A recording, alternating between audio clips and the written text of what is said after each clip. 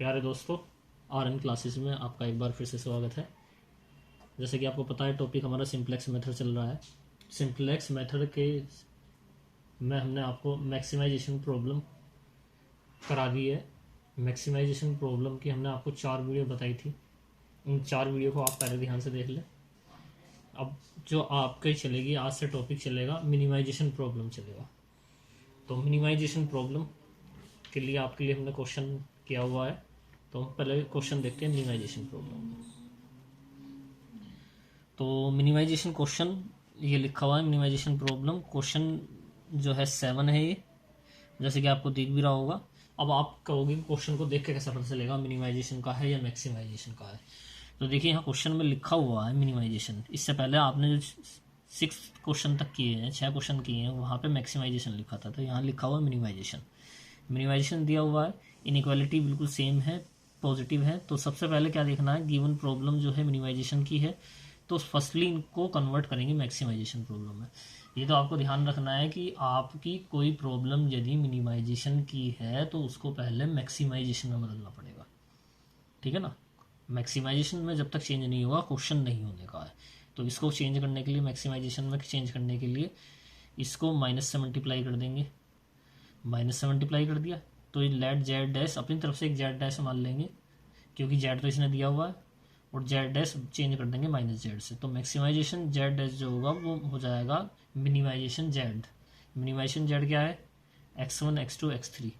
यहाँ मिनिमाइजेशन लिखा है, minimisation minus x1 minus x2 x3 x3, क्योंकि मिनिमाइजेशन में माइनस की मल्टीप्लाई कर दी है। इसके बाद जो कंडीशन दी है उनको पहले जैसे ही ट्रीट करेंगे, यहाँ कोई मल्टीप्लाई नहीं करनी है, और इसको जो है कन्वर्ट कर लेंगे इनइक्वालिटी को किस में, इक्वालिटी में कन्वर्ट कर लेंगे इनइक्वालिटी को किस में, इक्वालिटी में। 3x1 प्लस 2x2 x3, दो इक्वेशन है तो दो ही स्लैक वेरिएबल जोड़ेंगे, जैसे कि क्वेश्चन में लिखा हुआ है। दो इक्वेशन है, पहली में s1 जोड़ दिया, दूसरी s2, जीरो जुड़ेगा नहीं। अब दूसरी इक्वेशन में s2 जोड़ दिया, पहली में s1 जुड़ा था ना, दूसरी में s2 जोड़ दिया। इनको टेबल की फॉर्मेट में रख दिया। अब आपका जो जेड है उसको जगह जेड डैश हो जाएगा, वो बाद में आंसर में चेंज करेंगे। तो जेड डैश हो गया, ये -1 -3, और ये क्या है 0 0। इनको टेबल की फॉर्मेट में रख दिया। यहाँ से आपने यदि मल्टीप्लाई को, अब तो आप जान गए होंगे 0 की इंटू 3 से, 0 की इंटू 2 से दोनों का सम, 0 की इंटू 3 से, 0 की इंटू 2 से दोनों का सम, -1 और इस तरीके से आपकी ये सारे हैं डेल जेड सभी के सभी के आ गए हैं, नेगेटिव आ गए हैं। और हम अपना क्वेश्चन कब तक करते हैं कि जब तक सभी नेगेटिव या जीरो ना जाए। तो ये तो पहली स्टेप में आपका क्वेश्चन हो गया बाई चांस। ऐसा जरूरी नहीं है कि हर क्वेश्चन पहली स्टेप में हो जाएगा। मिनिमाइजेशन का हर क्वेश्चन पहली स्टेप में नहीं होने का, ये तो बाई चांस हो गया है। तो यहीं पे आप आंसर लिख देंगे, हैज़ द ऑप्टिमल सॉल्यूशन, ये है आपका।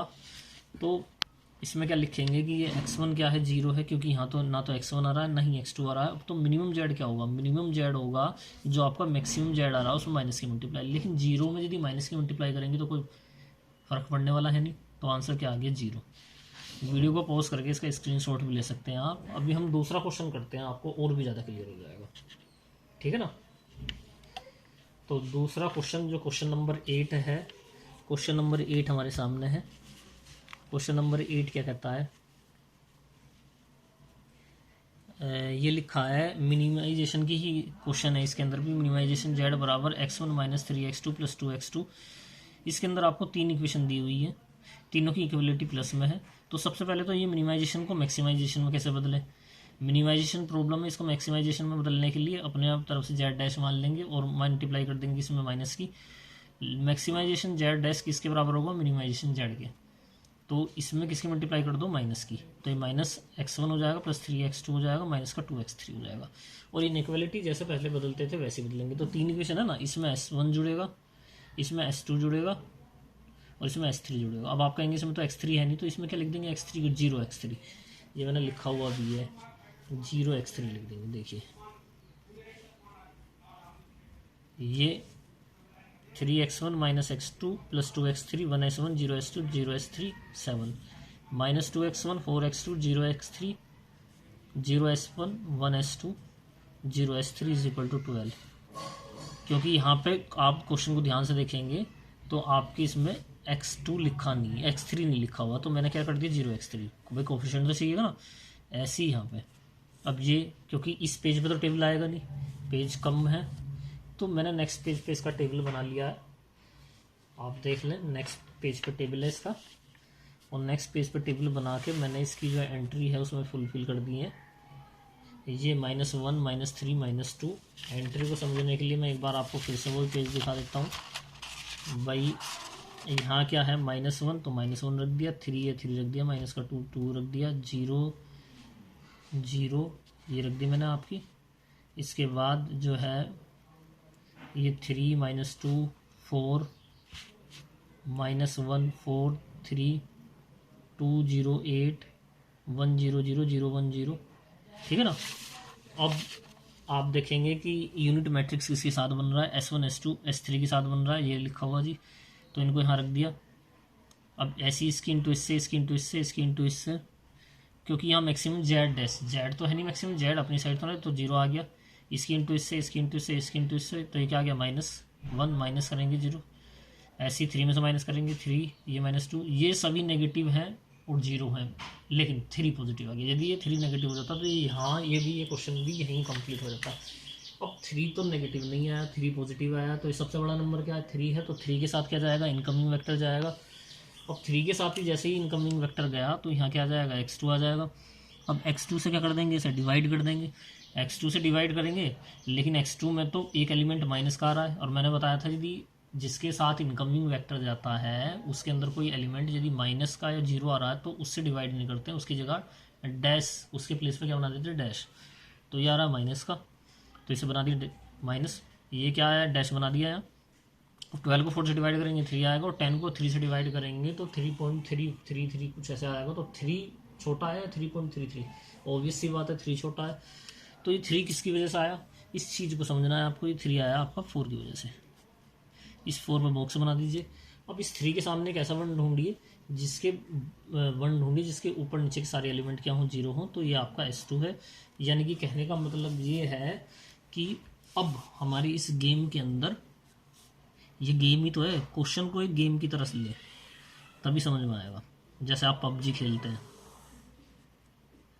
जस्ट लाइक PUBG, तो 12 को, ये 4 है ना, इस 4 को क्या बनाना है, बॉक्स वाले को क्या बनाना होता है, 1, तो बॉक्स वाले को 1 बनाना होता है। तो कैसे बनेगा 1, भाई किसी नंबर को 1 बनाना है, यानी कि उसी नंबर को उससे डिवाइड कर दो तो 1 बन जाएगा। तो डिवाइड करो, 12 को 4 से डिवाइड किया तो क्या बन गया 3, यहाँ डिवाइड करूँगा तो 1/2 आ गया, यहाँ क्या आ गया 1, यहाँ क्या आ गया 0, यहाँ क्या आ गया 0, यहाँ क्या आ गया 1/4, और यहाँ क्या आ गया 0। इससे पहले ये S2 आउट गोइंग हो गया, गेम से आउट हो गया ना, और इनकमिंग कौन हो गया, x2, तो x2 आ जाएगा।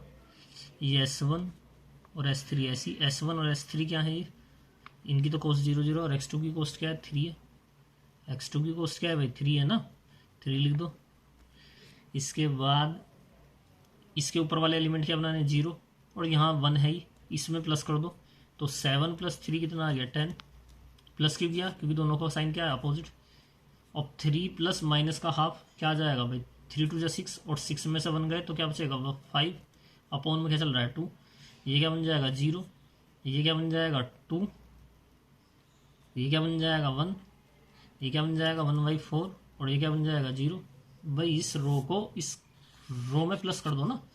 अब ऐसे इसको 0 बनाना है तो इसमें 3 की मल्टीप्लाई करके इसमें से माइनस कर दो, तो 3 - 3 0 करना जरा। इसमें 3 की मल्टीप्लाई, माइनस का 3/2, और माइनस के 4 में से -3/2 करेंगे तो क्या हो जाएगा, प्लस का, तो माइनस का 5/2 आ जाएगा।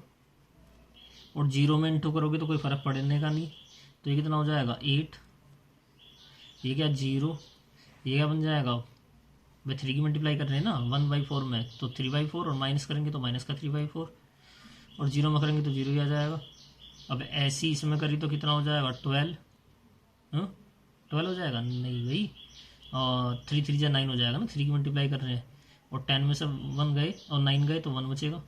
अब यहाँ पे क्या लिखा, मैक्सिमम जेड डैश, क्या आ जाएगा मैक्सिमम जेड डैश, इसकी इंटू इससे 0, ये आ गया 9 आपका। अभी आप इसकी इंटू इससे करेंगे, इससे कोई फ़ायदा ही नहीं है, क्यों नहीं है फ़ायदा भाई, 0 ही तो आना। तो ये क्या आएगा, माइनस का 3/2, और -3/2 -1 में से माइनस करेंगे तो -1 + 3/2, एलसीएम आ गया 2, -2 + 3 यानी कि प्लस का 1, और नीचे क्या चल रहा है 2, तो प्लस का 1/2। ये फ्रैक्शनल में एडिशन सब्ट्रैक्शन आपको आनी चाहिए, और जिसको किसी को नहीं आते हैं तो इसी RN क्लासेस के अंदर एक बेसिक्स मैंने कुछ क्लासेस ले रखी हैं, वहाँ पे जाके आप इसको आप समझ सकते हैं कि कैसे फ्रैक्शनल में एडिशन सब्ट्रैक्शन मल्टीप्लिकेशन डिवीज़न करते हैं। ये क्या आ जाएगा 0 आ जाएगा, ये क्या आ जाएगा -2, 0 आ जाएगा, ये 0 ही आएगा भाई। इसकी इंटू इससे, इसकी इंटू इससे, 3 में से 3 गए 0। अब इसको समझिए तो ये क्या आ जाएगा जी -2 आ जाएगा। ये क्या आ जाएगा 0 आएगा, 0 आएगा, 0 आएगा भाई। ये क्या आएगा -3 4 आएगा। ये क्या आएगा 0 आएगा। इनकमिंग वेक्टर किसके साथ गया भाई, सबसे बड़ा नंबर तो 1/2 है, इसके साथ गया क्या इनकमिंग वेक्टर।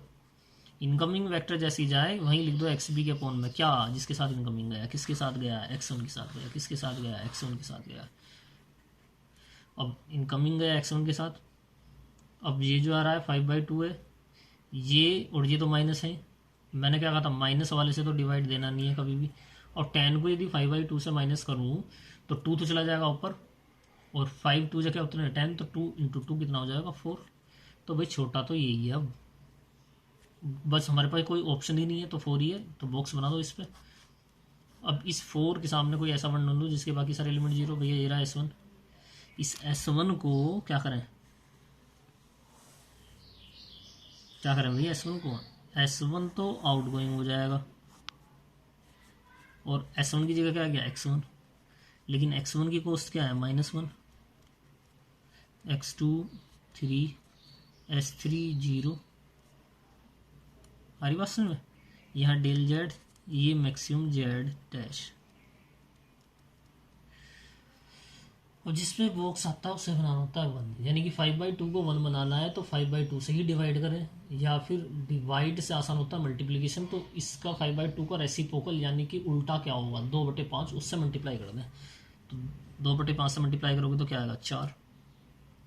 ये कितना हो जाएगा 1, ये कितना हो जाएगा 0, ये कितना हो जाएगा 2/5 से मल्टीप्लाई कर रहे हैं 4/5, ये कितना हो जाएगा 2/5, ये कितना हो जाएगा 1/10, और ये क्या हो जाएगा 0।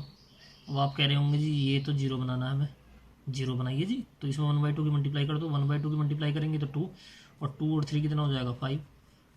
अब 1/2 की मल्टीप्लाई करेंगे 0, ये तो बन ही रह गया। इसमें 1/2 की मल्टीप्लाई करो तो क्या बचेगा 2/5, प्लस कर रहे हैं क्योंकि इसका साइन तो माइनस है ना, तो प्लस ही तो करेंगे, तो क्या बनेगा 2/5। ये कितना बचेगा 1/5, ये क्या बचेगा प्लस कर रहे हैं ना, तो 1/2 की मल्टीप्लाई करिए इसमें, तो ये 1/20 बन गया, और 1/4 और 1/20 कितना जाएगा 3/8। ये क्या बन जाएगा 0। अब आप कह रहे होंगे इससे भी तो 0 बनाना है, तो अब आप इसमें से डायरेक्ट ऐड कर दो ना, तो क्या बन गया 0, और 10 और 1 कितना बन गया 11। भाई जब ये दोनों नंबर सेम हैं तो हम इस रो का यूज़ नहीं करके इससे ही इससे डायरेक्ट बना देंगे 0, क्योंकि ये भी तो इसी रो से आई है ना। तो इन दोनों को प्लस कर दो, 10 11, ये कितना 0, ये 10, ये 1, ये आ जाएगा माइनस का 1/2, ये क्या आ जाएगा 1। करो जी कैलकुलेशन, इसकी कैलकुलेशन क्या होगा, इसकी इंटू इससे माइनस का 4, इसकी इंटू इससे 15, सबका सम कितना आ जाएगा 11 जी 11। इसका क्या आएगा 0, करके देखें आप 0, ये भी 0। जो यूनिट मैट्रिक्स वाले हैं वो तो हमेशा 1 0 ही आएंगे, जिनके साथ यूनिट मैट्रिक्स आप करके देख लें कभी भी, ठीक है ना। और ऐसा जो है ज़रूरी आएगा। इसके साथ ये क्या आएगा माइनस का 4/5, लेकिन आप करके देखें कि आपका बाई चांस गलत ना हो जाए। माइनस का 4/5, ये 6/5, तो 4/5 और 6/5 कितना हो गया माइनस का, तो प्लस का 2/5 बचेगा, और माइनस के 2/5 में से कितना बचेगा, कितना आएगा भाई माइनस का 12/5। ऐसे ये कितना आएगा माइनस का 1/5। ऐसे ये कितना आएगा माइनस का 9/10। और आप देखेंगे ये तो सारे नेगेटिव और 0 आ गए हैं। आप यहीं पे इसका स्क्रीनशॉट ले लें क्वेश्चन का। अब मैं आगे बताता हूँ आपको क्या चलने वाला है इसमें। देखो जी अब क्या लिखा जाएगा, all del j's are less than n equal to 0, hence the optimal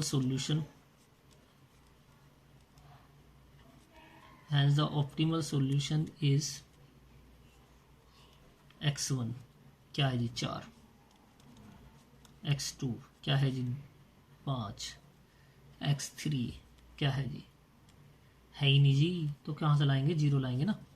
and minimum z is equal to maximum z dash, minimum z is equal to maximum z dash.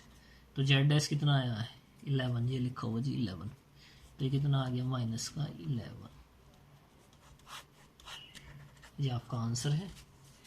इसके बाद आपको जो पढ़ाया जाएगा वो मिनिमाइजेशन प्रॉब्लम और maximisation problem में, अभी तक तो उसका स्लैग वेरिएबल चल रहा था, अब चलेगा सरप्लस वेरिएबल। वीडियो को ज़्यादा से ज़्यादा शेयर कीजिए, लाइक कीजिए, कमेंट कीजिए। कहीं समझ में नहीं आता है तो आप कमेंट करके पूछ लीजिए। Thank you.